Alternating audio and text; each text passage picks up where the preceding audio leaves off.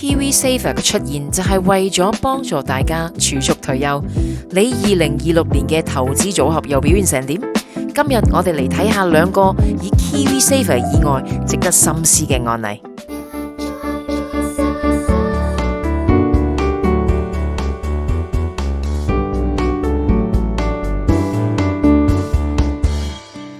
大家好，娜姐喺度。喺開始之前，記得俾個 like 支持一下我哋今日嘅節目。係啦，咁根據呢個紐西蘭嘅稅務局 IRD 嘅最新公告，由2026年嘅4月1號開始 KiwiSaver 嘅預設供款率咧就將會由原本嘅3% 升到3.5%。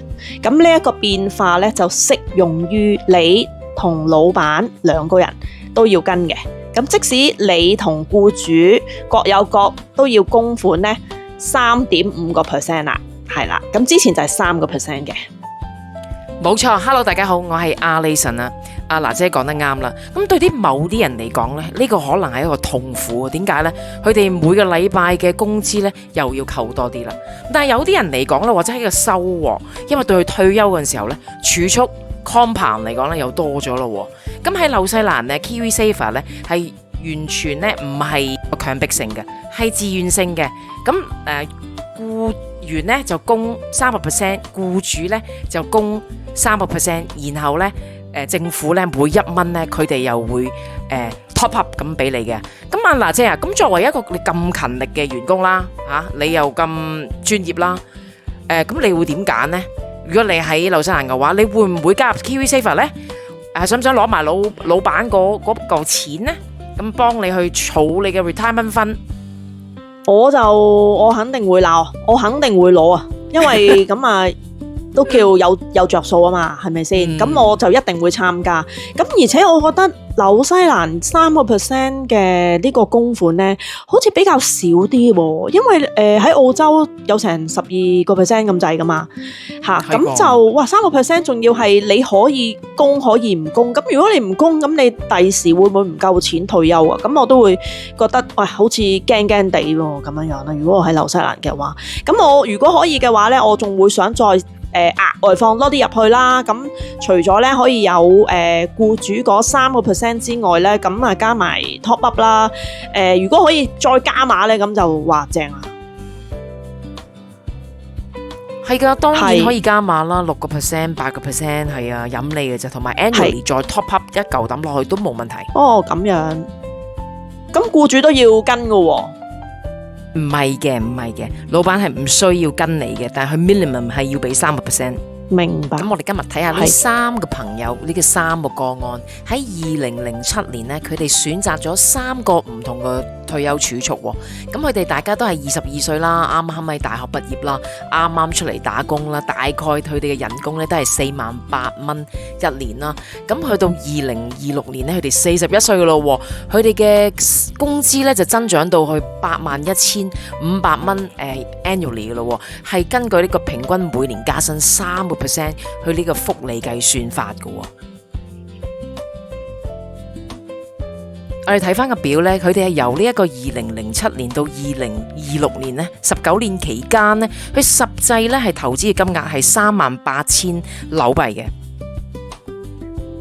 我哋講翻第一位阿 Stephen， 咁佢加入咗呢個 KiwiSaver 呢，就揀咗呢個進取型嘅供款啦，呢個 aggressive fund。咁佢喺19年裏面呢，總共投資金額咧係38000，僱主同埋佢嘅政府嘅額外貢獻呢，有47000嘅 free money 啦，加埋佢嘅進取嘅金嘅福利嘅增長啦 compound 咁去計算啦，平均每年嘅淨回報率咧係有7.5%。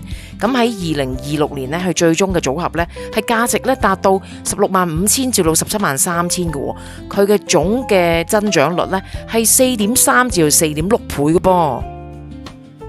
第二個人咧就叫做 Alex 啦，咁佢咧就話：喂，我唔中意呢個 KiwiSaver 扣錢，咁啊決定咗咧 skip 咗佢，自己咧就逐步咧去將黃金咧嚟到買入作為呢個投資嘅用途。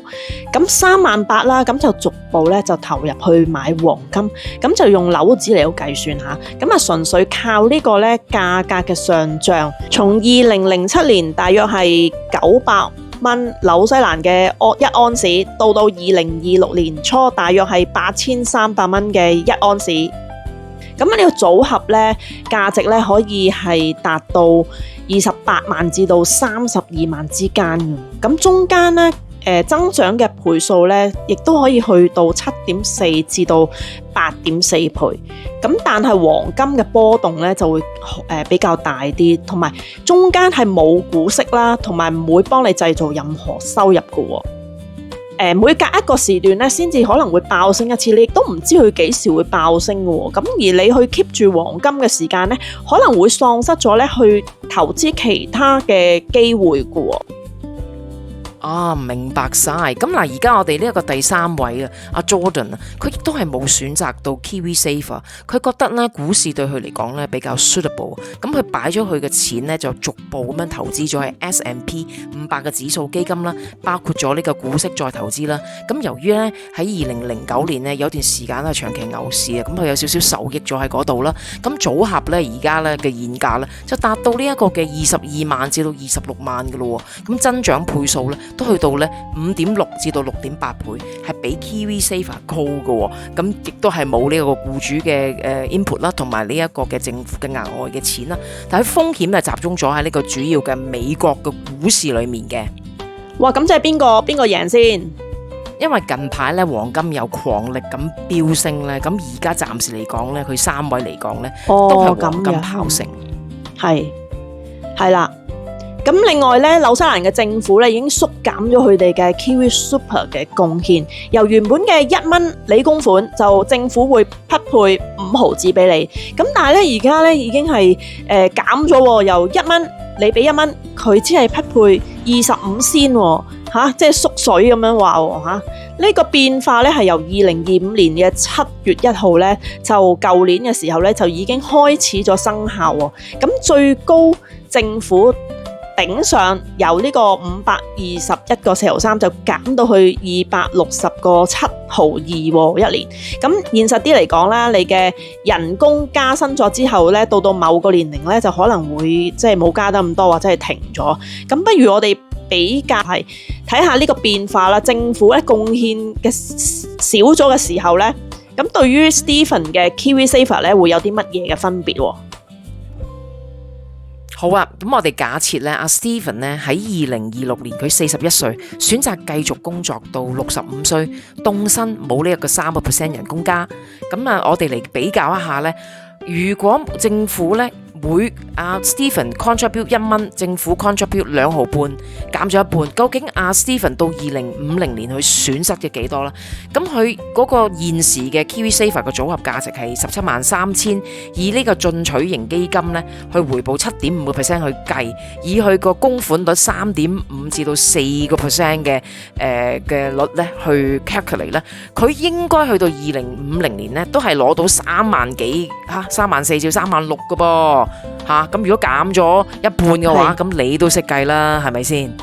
咁啊喺呢個 Stephen 嘅情況嚟講咧，咁因為政府減少咗呢個貢獻啦，咁已經錯過咗一個咧大約係16,000至17,000蚊嘅免費錢喎。咁如果再加埋凍薪啊，咁退休嘅時候咧，呢個 KiwiSuper 嘅組合咧大約只有70幾萬嘅啫噃。